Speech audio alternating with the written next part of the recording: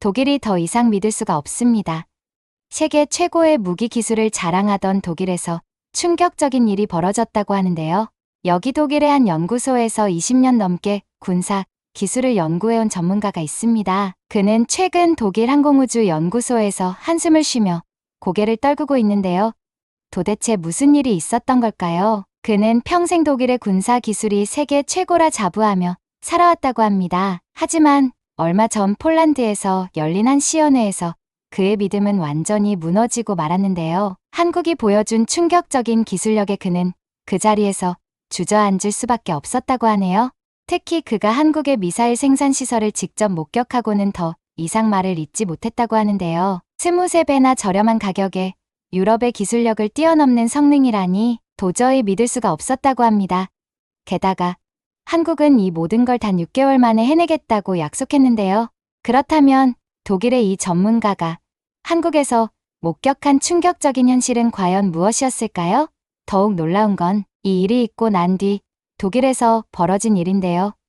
오늘의 사연 시작합니다. 저는 제가 그렇게 강하게 믿었던 무언가가 완전히 틀렸다는 걸 깨닫게 될 줄은 정말 몰랐어요. 제 이름은 로버트 슈미트 박사고 지난 15년 동안 독일 함부르크에 있는 연구소에서 항공우주 기술을 연구해 왔어요. 저와 제 동료들 대부분은 독일 공학에 대해 큰 자부심을 느꼈어요. 특히 군사 기술 분야에서는 우리가 세계 최고라고 믿었죠. 그런데 가끔씩 인생은 우리가 얼마나 틀릴 수 있는지 보여주는 방식이 있더라고요. 그날은 비가 내리던 화요일 아침이었어요. 저는 책상에 앉아서 평소처럼 블랙커피를 마시며 최신 전투기 프로젝트의 기술 사양을 검토하고 있었어요. 사무실은 창문에 부딪히는 빗소리와 컴퓨터에서 나는 부드러운 웅웅거림 소리 외에는 조용했죠. 그때였어요. 동료인 토마스가 갑자기 문을 벌컥 열고 들어왔는데 그의 얼굴이 흥분인지 걱정인지 알 수 없을 정도로 붉어져 있었어요. 로버트, 뉴스 봤어? 토마스가 태블릿을 흔들며 물었어요. 폴란드가 한국에서 KF-21 전투기 180대를 더 사기로 했대. 저는 작게 웃음을 터뜨리며 말했어요. 한국에서? 그럴 리가 없잖아. 커피잔을 내려놓고 태블릿을 받아들었어요. 화면에 보이는 숫자에 눈이 휘둥그레졌어요. 608억 달러. 규모의 한국산 군사 장비 계약이라니요. 그 정도 돈은 상상도 못했던 금액이었어요. 이거 분명 뭔가 잘못된 거야. 저는 기사를 훑어보며 말했어요. 왜 폴란드가 우리 유로파이터 타이푼이나 프랑스 라팔 대신 한국 항공기를 선택했겠어? 말도 안 돼. 토마스가 어깨를 으쓱했어요. 아마 더 싸서 그런 거 아닐까? 그런 게 분명해. 저는 자신 있게 대답했어요. 하지만 마음 한구석에 뭔가 찜찜한 기분이 들었어요. 결국 싼 게 비지떡이잖아. 독일 장비만큼 신뢰할 순 없을 거야. 지금 돌아보면 제가 얼마나 오만하게 들렸을지 믿기 힘들 정도예요. 하지만 당시엔 대부분이 그렇게 생각했거든요. 저희는 유럽 군사 기술, 특히 독일 공학이 금과 옥조처럼 최고라고 믿으며 자랐어요. 한국은 여전히 저희 생각 속에서는 저렴한 자동차와 스마트폰을 만드는 나라였어요. 하지만 그 생각이 얼마나 잘못됐는지 저희는 전혀 몰랐죠. 그 뉴스 이후로 며칠 동안 저는 그 소식을 잊을 수가 없었어요. 점심시간마다 동료들과 그 소식을 두고 논쟁을 벌이곤 했어요. 어떤 사람들은 폴란드가 실수한 거라고 제 의견에 동의했지만 다른 사람들은 확신하지 못했어요. 시스템 분석가인 마리아는 한국이 수십 년 동안 군사 기술에 막대한 투자를 해왔다고 지적했죠. 그래도 실전에서 검증된 적이 없잖아. 저는 포크로 커리브워스트를 찍으며 말했어요. 그 장비를 어떻게 믿어? 우리 최신 전투기도 실전에서 검증된 적 없잖아요. 마리아가 반박했어요. 독일이 실제로 위협에 대응한 게 마지막이 언제였는지 기억나요? 그녀가 일리가 있었지만 저는 아직 그걸 인정할 준비가 안 돼 있었어요. 그런데 그때 모든 걸 바꿀 이메일이 도착했어요. 우리 디렉터인 베버 박사가 저보고 KF-21C 연회를 보기 위해 바르샤바로 가라고 한 거예요. 솔직히 저는 초대를 거절할 뻔했어요. 열등하다고 생각했던 항공기 시연회를 보느라 시간을 낭비하고 싶지 않았거든요. 넌 가야 돼. 제가 핑계를 대려 하자 베버 박사가 단호하게 말했어요. 우리가 상대할 게 뭔지 알아야 하잖아. 그리고 로버트, 그가 안경 너머로 저를 쳐다보며 잠시 말을 멈췄어요. 열린 마음으로 이 말하고 저는 글로벌 군사 기술에 대한 제 관점을 완전히 바꿔놓을 무언가를 목격하게 될 줄은 전혀 몰랐어요. 세계는 변화하고 있었고 그 변화를 주도하는 건 한국이었어요. 하지만 그때는 몰랐죠. 짐을 싸는 동안 저의 산만함을 눈치챈 아내가 말했어요. 걱정되는 것 같아 보여요. 그녀가 셔츠를 접는 걸 도우며 말했어요. 걱정은 아니야. 저는 조금 성급하게 대답했어요. 그냥 왜 한국 항공기를 보러 시간을 낭비해야 하는지 이해가 안 될 뿐이야. 우리 독일에서 이미 훌륭한 걸 만들고 있잖아. 그녀가 의미심장하게 미소 지으며 말했어요. 가끔 가장 좋은 배움은 우리가 전혀 예상하지 못한 곳에서 오는 법이죠. 지난달 내가 데려갔던 한국 음식점 기억나요? 처음엔 별로라고 했으면서 이제는 불고기 얘기만 하잖아요. 저는 그 말을 듣고 웃을 수밖에 없었어요. 그녀 말이 맞았어요. 제가 한국 음식에 대해서는 틀렸었죠. 하지만 군사기술은 다르다고 생각했어요. 아니, 그렇게 믿었어요. 그날 밤 짐을 마무리하며 노트북으로 KF-21에 대한 예비 데이터를 찾아봤어요. 사양은 인상적이었지만 저는 과장된 마케팅 자료일 거라고 치부했죠. 제가 얼마나 잘못됐는지 알 수 없었어요. 다음 며칠은 한국 기술뿐만 아니라 전 세계가 얼마나 빠르게 변화하고 있는지를 제게 완전히 깨닫게 하는 시간이 될 거였어요. 그리고 이건 제가 항공우주 기술에 대해 알던 모든 것과 저의 편견을 정면으로 마주하게 만드는 여정의 시작일 뿐이었죠. 저는 더 이상 주변에서 일어나는 변화를 무시할 수 없었어요. 평범했던 어느 월요일 아침, 연구소에서 가장 가까운 동료 중 한 명인 토마스가 노크도 없이 제 사무실로 급히 들어왔을 때부터였어요. 토마스의 얼굴은 벌겋게 달아올라 있었고 손에는 마치 세상을 바꿀 소식이라도 담긴 것처럼 태블릿을 꽉 쥐고 있었어요. 로버트, 이거 봐야 돼요. 토마스가 약간 떨리는 목소리로 말했어요. 그러더니 제 책상 옆으로 의자를 끌어안더니 기사들을 하나씩 보여주기 시작했어요. 한국의 군사 기술이 유럽 전역으로 퍼지고 있다는 내용이었죠. 저는 모니터 화면에 집중하는 척하면서 그걸 대수롭지 않게 넘기려고 했는데 토마스는 그럴 생각이 없었어요. 이 숫자 좀 보세요. 토마스가 태블릿 화면을 가리키며 고집스럽게 말했어요. 폴란드가 단순히 몇 대의 비행기를 사는 게 아니에요. FA-50 경공격기를 수백 대씩 주문하고 있다니까요.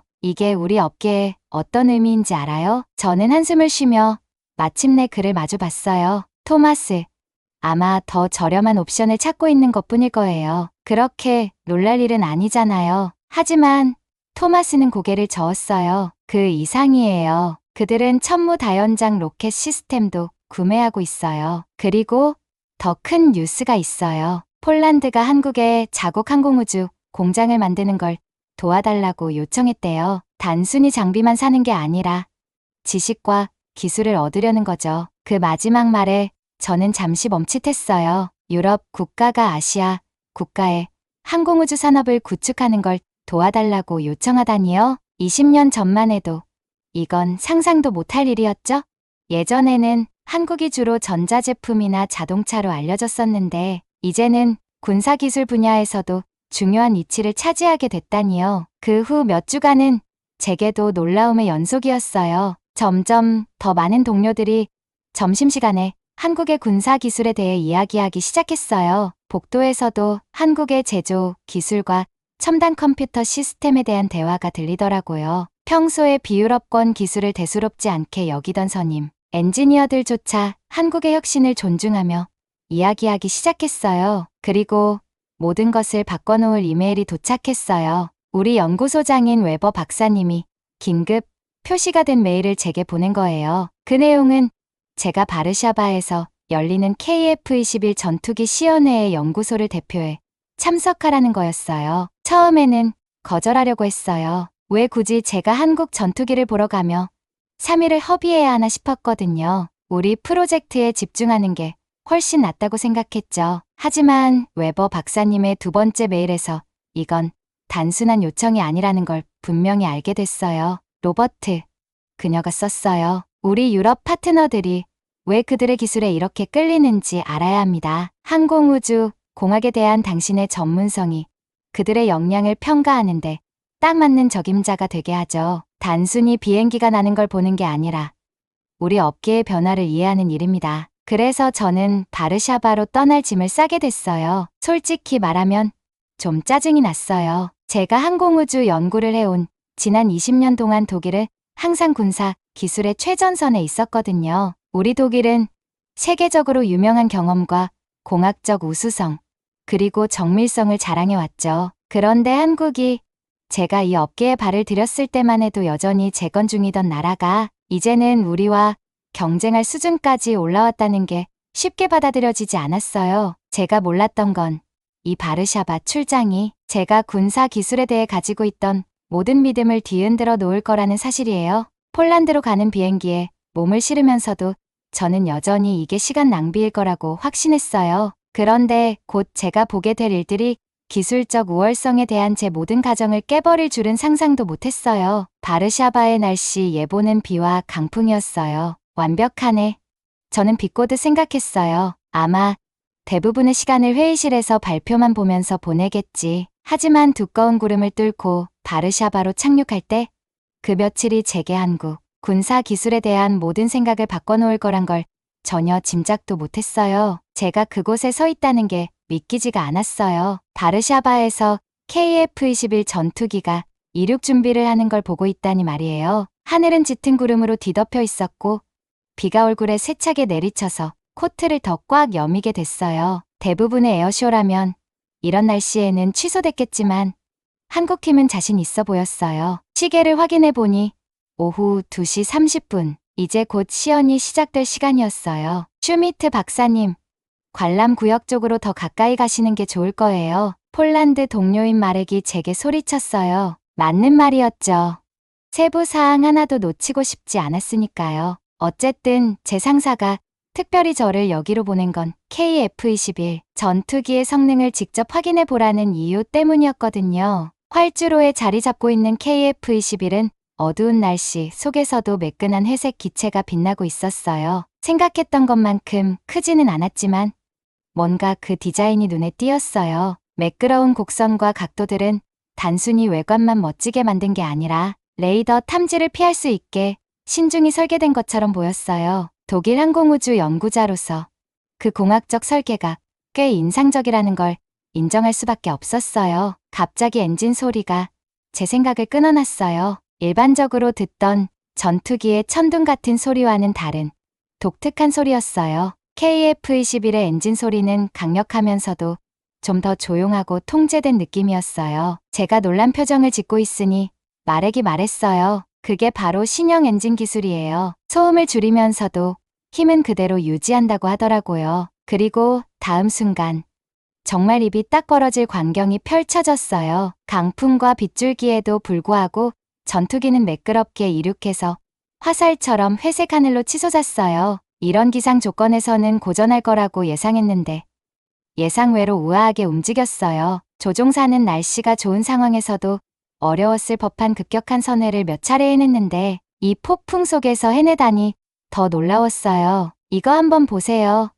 마렉이 큰 화면을 가리키며 말했어요. 전투기의 레이더 시스템이 보여지고 있었는데 빨간 점들이 나타났어요. 이는 시연을 위해 투입된 표적 드론을 나타내는 것이었죠. 강한 비와 구름 속에서도 KF-21의 첨단 레이더 시스템은 각각의 표적을 정확히 추적했어요. 이런 악천후 조건에서 이렇게 정밀한 추적은 본 적이 없었어요. 전투기가 갑자기 제 상식을 뒤집는 기동을 보여줬어요. 좁은 회전을 하더니 거의 수직으로 상승하고 곧바로 급격한 방향 전환을 하는 모습이 물리 법칙을 무시하는 것처럼 보였어요. 이런 날씨에 그게 어떻게 가능하죠? 제가 혼잣말로 중얼거리자 근처에 있던 한국인 교관이 미소를 지으며 설명해줬어요. KF-21의 추력 편향 시스템 덕분에 이렇게 극단적인 기동도 안정적으로 해낼 수 있다고요. 제가 노트북을 꺼내서 눈앞에 보이는 걸 적으려 했는데 추위와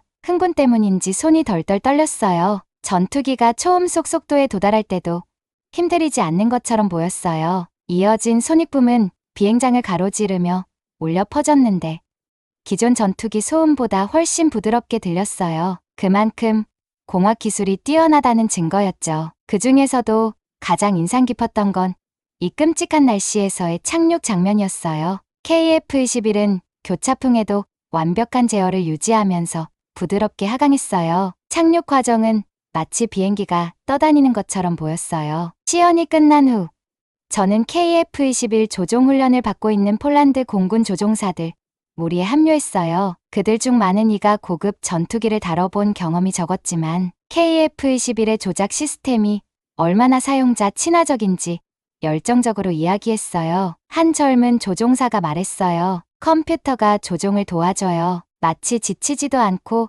항상 정확히 뭘 해야 할지 아는 부조종사가 있는 것 같아요. 한국 교관들이 우리에게 조종석을 보여줬는데 정말 놀랐어요. 모든 게 조종사를 염두에 두고 설계된 것 같았어요. 명확한 디스플레이, 직관적인 제어 장치, 사고를 예방할 수 있는 첨단 안전 시스템까지요. 그들은 이 전투기의 컴퓨터가 여러 센서에서 들어오는 정보를 동시에 처리해서 조종사에게 최악의 날씨에서도 주변 상황을 완벽히 파악할 수 있게 해준다고 설명했어요. 비가 KF-21의 매끈한 기체 위로 계속 내리고 있는 걸 보면서 한국 항공우주 기술에 대해 가졌던 저의 의구심이 떠올랐어요. 그런데 지금 바르샤바에 서 있는 이 순간 그런 생각이 부끄럽게 느껴졌어요. 이건 단순히 괜찮은 전투기가 아니었어요. 제가 지금까지 본 항공기 중에서도 가장 첨단에 속했어요. 한국은 단순히 기존의 항공우주 강국을 따라잡은 게 아니라 어떤 면에서는 이미 그들을 뛰어넘었다고 느껴졌어요. 마렉이 제 생각에 잠긴 표정을 보고는 아는 척하며 물었어요. 생각했던 거랑 많이 다르죠? 저는 그저 고개만 끄덕일 수밖에 없었어요. 이번 시연은 한국항공우주 기술에 대한 제 이해를 완전히 바꿔놨어요. 브리핑룸으로 돌아가는 길에 함부르크에 있는 제 상사에게 보고할 내용이 정말 많아졌다는 걸 깨달았어요. 동시에 제 선입견에 대해서도 깊이 다시 생각해 봐야겠다고 느꼈어요. 저는 유럽 방위청 본부의 큰 회의실로 들어갔어요. 심장이 평소보다 더 빠르게 뛰고 있었고 공기는 칼로 자를 수 있을 정도로 팽팽했어요. 거대한 타원형 테이블 주위에는 유럽 15개국의 대표들이 앉아 있었는데 모두들 걱정스러운 표정을 짓고 있더라고요. 저는 항공우주 연구원이라서 이런 고위급 회의에 거의 참석한 적이 없는데 오늘은 달랐어요. 유럽이 심각한 문제에 직면했거든요. 미사일이 너무나 부족해진 거예요. 여러분, 의장이 무거운 목소리로 말하기 시작했어요. 우리의 미사일 비축량이 임계점에 도달했습니다. 빨리 해결책을 찾아야만 합니다. 그의 뒤쪽 프로젝터에는 붉은 화살표가 아래로 떨어지는 그래프들이 떠 있었어요. 저는 가죽 의자에 앉아 자세를 바꾸며 불편함을 느꼈고 대표들이 하나씩 그들의 우려를 털어놓는 걸 지켜봤어요. 먼저 프랑스 대표가 일어섰어요. 우리 공장은 최대 용량으로 가동 중이지만 여전히 수요를 충족시킬 수가 없습니다. 그녀의 목소리가 약간 떨렸어요. 새 주문의 대기 기간이 이제 18개월입니다. 18개월이라고요? 폴란드 대표가 소리치며 손을 허공에 휘저었어요. 그렇게 기다릴 수 없습니다. 우리 동부 국경은 지금 당장 보호가 필요해요. 회의장은 걱정스러운 대화로 가득 찼어요. 사람들은 의견을 주고받으며 점점 더 목소리를 높였어요. 어떤 사람들은 훈련을 줄여 미사일을 아끼자고 제안했어요. 다른 이들은 기존 비축량을 공유하자는 의견을 냈지만 모두가 그건 임시방편에 불과하다는 걸 알고 있었죠. 회의가 아무런 결론도 못 낼 것처럼 보이던 순간 문이 조용히 열렸어요. 다림질이 잘 된 짙은 남색 정장을 입은 한 남자가 들어왔어요. 키는 그리 크지 않았지만 조용한 자신감이 느껴졌어요. 그는 바로 한국 대표 박민수 씨였어요. 이름은 들어봤지만 직접 만난 건 처음이었죠. 제가 해결책을 제안드려도 될까요? 박 대표의 목소리는 차분하고 또렷했어요. 방 안이 조용해지면서 모든 시선이 그에게 집중됐어요. 그는 노트북을 프로젝터에 연결했고 갑자기 화면에 믿기 어려운 내용이 떠올랐어요. 유럽 가격의 20분의 1 수준으로 미사일을 공급하겠다는 제안서였어요. 이건 뭔가 잘못된 게 틀림없어. 누군가 중얼거렸어요. 회의실 여기저기서 회의적인 속삭임이 들렸지만 박 대표는 부드럽게 미소를 지었어요. 아닙니다. 잘못된 게 없어요. 그는 이렇게 말하며 발표를 이어갔어요. 화면이 전환되자 우리는 믿기 힘든 장면을 보게 됐어요. 영상에는 커다란 공장 내부가 나왔는데 완벽히 청소된 바닥 위로 로봇들이 놀라운 정확도로 움직이며 미사일을 조립하고 있었어요. 그 속도와 정밀함은 거의 현실 같지 않았죠. 여기는 대전의 스마트 공장입니다.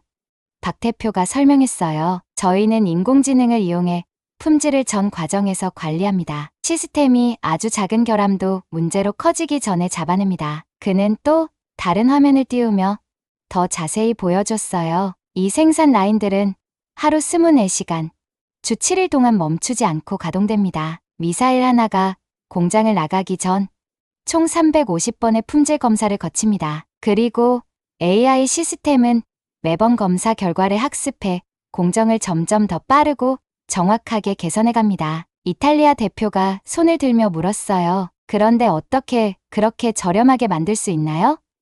말이 안 되잖아요. 박 대표는 이 질문을 예상했다는 듯 고개를 끄덕였어요. 비결은 자동화에 있습니다. 기존 공장에서는 한 생산 라인을 관리하려면 30명의 작업자가 필요할 수도 있지만 저희는 단 3명만 필요합니다. 저희 로봇은 지치지도 않고 실수도 하지 않으며 24시간 쉬지 않고 일합니다. 그는 시험시설, 품질관리연구소, 그리고 저장 시스템에 대한 영상을 더 보여줬어요. 모든 것이 공상과학 영화 속 장면처럼 보였지만 지금 현실에서 실제로 작동하고 있는 시스템들이었어요. 그러다 가장 큰 난관이 나왔어요. 독일 대표가 일어섰는데 그는 회색 머리에 엄격해 보이는 사람이었어요. 이 모든 게 인상적이긴 합니다. 박 대표님, 그런데 6개월 안에 이 미사일들을 받을 수 있겠습니까? 실제로 가능하신가요? 저는 박 대표의 대답을 기다리며 숨을 죽였어요. 그런데 그는 전혀 걱정하지 않는 모습이었어요. 대신 새로운 슬라이드를 띄우며 생산 일정과 생산 능력을 보여줬어요. 여러분의 상황이 얼마나 급한지 잘 알고 있습니다. 박 대표는 독일 대표를 똑바로 바라보며 말했어요. 한국도 과거 비슷한 도전에 직면한 적이 있습니다. 1950년대에 한국은 세계에서 가장 가난한 나라 중 하나였습니다. 하지만 우리는 열심히 그리고 똑똑하게 일하는 법을 배웠습니다. 오늘날 저희 공장은 곧바로 생산을 시작할 준비가 되어 있습니다. 첫 번째 물량은 3개월 안에 납품할 수 있고 전체 주문은 6개월 안에 완료할 수 있습니다. 회의장은 완전히 조용해졌어요. 주위를 둘러보니 모든 사람들의 얼굴에 놀라움이 가득했어요. 박 대표는 단순히 약속만 하는 것이 아니라 구체적인 계획과 일정, 그리고 실행 가능성을 증명하고 있었어요. 하지만 왜죠? 누군가 물었어요. 왜 한국이 이렇게까지 우리를 돕는 거죠? 박 대표의 표정이 진지해졌어요. 왜냐하면 저희는 보호가 필요하다는 것이 어떤 의미인지 잘 압니다. 한국은 오랜 시간 동안 위협 속에서 살아왔습니다. 저희는 강한 방어가 평화를 지킨다는 걸 알고 있습니다. 이건 단순한 사업이 아닙니다. 저희에게는 세상을 더 안전하게 만드는 일이에요. 회의가 계속될수록 저는 놀라운 광경을 목격했어요. 방 안에 있던 걱정과 두려움이 점점 희망과 안도감으로 바뀌는 거예요. 박 대표는 모든 질문에 차분하고 상세하게 답변하며 관련 문서와 인증서, 그리고 테스트 결과를 보여줬어요. 한국이 약속한 모든 것을 실행할 수 있다는 걸 증명했죠. 회의가 끝날 무렵 저는 역사적인 순간을 목격한 기분이었어요. 유럽의 미사일 위기는 단순히 해결책을 찾은 것이 아니라 방위 기술에 대한 새로운 패러다임을 제시할 파트너를 만난 셈이었어요. 노트를 챙기며 저도 모르게 미소를 지었어요. 몇 달 전만 해도 한국 기술에 의문을 가졌던 제가 이제는 유럽을 구하는 모습을 직접 보고 있었으니까요. 가끔 가장 큰 배움은 우리가 얼마나 틀렸는지 인정하는 데서 오는 것 같아요. 제가 함부르크에 있는 사무실에서 회색 하늘을 바라보며 앉아있을 때 한국의 군사기술에 대해 배운 모든 것들이 머릿속에서 떠나질 않았어요. 제 사무실 벽에는 한때 세계 최고라고 생각했던 독일 항공기들의 사진과 도면들로 가득했는데 이제는 그 모습들이 다르게 보였어요. 컴퓨터 화면에는 제가 직접 봤던 시연 사진들이 떠 있었어요. 날렵한 KF-21 전투기는 정지된 사진 속에서도 강력해 보였어요. 비대리는 하늘을 마치 버터를 가르는 칼처럼 뚫고 지나갔던 그 장면이 떠오르더라고요. 그 엔진 소리는 아직도 제 귀에 생생했어요. 다른 전투기들에서 들었던 소리보다 훨씬 조용했죠. 내가 어쩌다 이렇게까지 잘못 생각했을까? 제가 고개를 저으며 스스로 물었어요. 책상 위에 있던 커피잔을 들어 올렸는데 생각에 잠겨 있는 동안 그대로 방치돼 식어 있더라고요. 불과 5년 전만 해도 누가 한국 기술에 대해 이야기하면 그냥 예의상 미소만 지었을 뿐 별로 깊게 생각하지 않았던 것 같아요. 유럽, 특히 독일 공학이야말로 모든 나라가 따라하려고 애쓰는 금과 옥조라고 믿으며 자라왔거든요. 하지만 숫자는 거짓말을 하지 않더라고요. 컴퓨터 화면에 띄운 스프레드시트를 열어봤어요. 여러 군사 시스템의 비용을 비교한 자료였는데 한국은 단순히 좋은 장비를 만드는 게 아니라 더 저렴하면서도 더 뛰어난 장비를 만들어내고 있었어요. 박민수 씨가 자동화 공장에 대해 발표했던 게 기억났어요. 머릿속에는 여전히 그 로봇들이 완벽한 정확도로 미사일을 조립하는 모습이 선명했어요. 매번 한치의 오차도 없이 말이죠. 슈미트 박사님? 제 조수가 문을 두드리며 보고서 한 묶음을 들고 들어왔어요. 한국 미사일 실험의 최신 성능 데이터가 도착했어요. 제가 서둘러 그녀의 손에서 보고서를 받아들었어요. 페이지를 넘길 때마다 하나하나의 숫자와 그래프가 같은 이야기를 들려주더라고요. 한국 미사일은 놀라울 정도로 정확히 목표를 타격하고 어떤 날씨에서도 완벽하게 작동하며 예상보다 오래 지속됐어요. 게다가 불과 몇 년 전까지만 해도 불가능해 보였던 비용으로 이 모든 걸 해냈더라고요. 책상 서랍에서 작년에 한국 기술에 대해 적어둔 제 오래된 노트를 꺼냈어요. 그 안에 적힌 무심한 코멘트를 읽으며 이제는 부끄럽더라고요. 아마 서양 디자인을 그냥 베낀 것일 것이라거나 유럽 품질 기준을 맞추긴 힘들 것 같은 말들이 적혀 있었어요. 제가 얼마나 틀렸는지 알겠더라고요. 가장 인상 깊었던 건 단순히 기술 그 자체가 아니었어요. 진짜 놀라웠던 건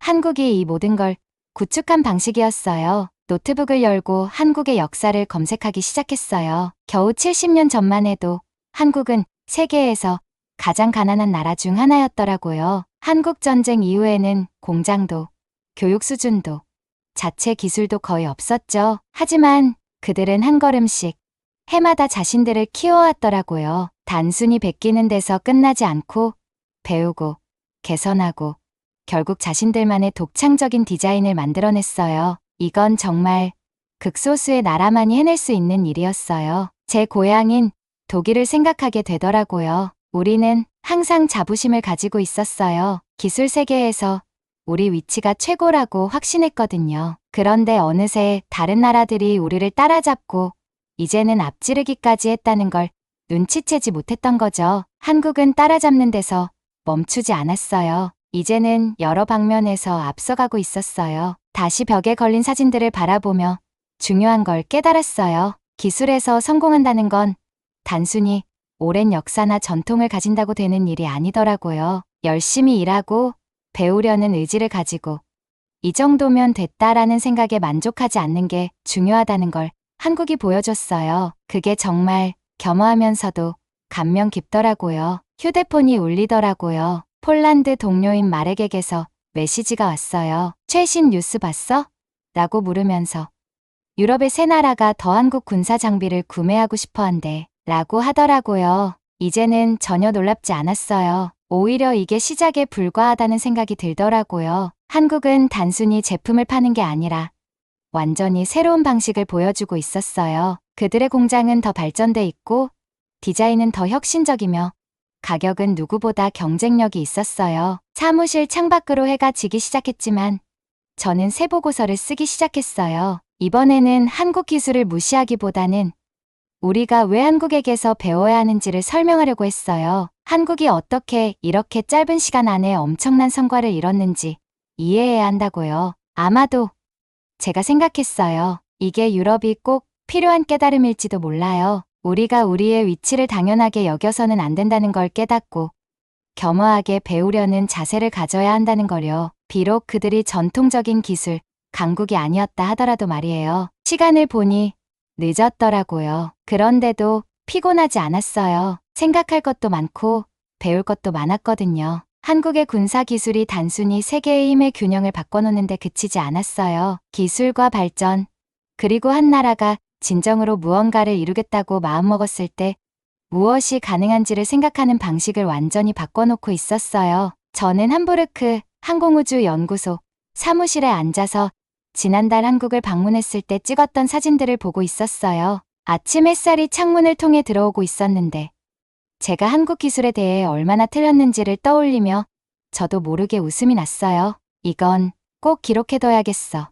라고 중얼거리며 노트를 꺼냈어요. 후세들이 이 변화가 어떻게 일어났는지 알 필요가 있어. 딱 1년 전만 해도 저는 군사기술에 대해 다 알고 있다고 생각했어요. 유럽, 특히 독일 기업들이 세계 최고라고 너무나도 확신하고 있었죠. 그런데 지금은 제 벽에 걸린 KF-21 전투기 사진을 보며 과거의 제 태도가 부끄럽게 느껴져요. 그때 제 전화가 울렸어요. 미사일 위기회의에서 처음 만난 뒤로 좋은 친구가 된 박민수 씨에게서 메시지가 왔더라고요. 그는 폴란드 기술자들이 새로운 항공우주 시설에서 한국 엔지니어들에게 훈련받는 영상을 보내줬어요. 폴란드 직원들은 첨단 한국 장비를 다루며 빠르게 배우고 있었고 얼굴에는 흥분과 열정이 가득했어요. 정말 많이 변했구나 하고 나지막이 혼잣말을 하며 의심에서 존경으로 바뀌었던 제 여정을 떠올렸어요. 컴퓨터를 켜고 예전에 제가 보낸 이메일 하나를 찾아봤어요. 바르샤바 시연 전에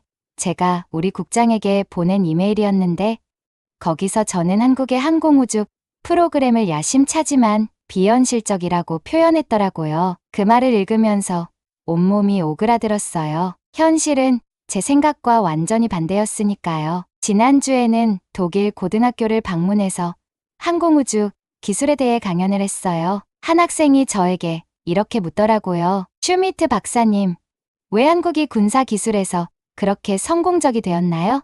그 질문에 대답하기 위해서 한참을 생각했어요. 이렇게 생각해 보세요.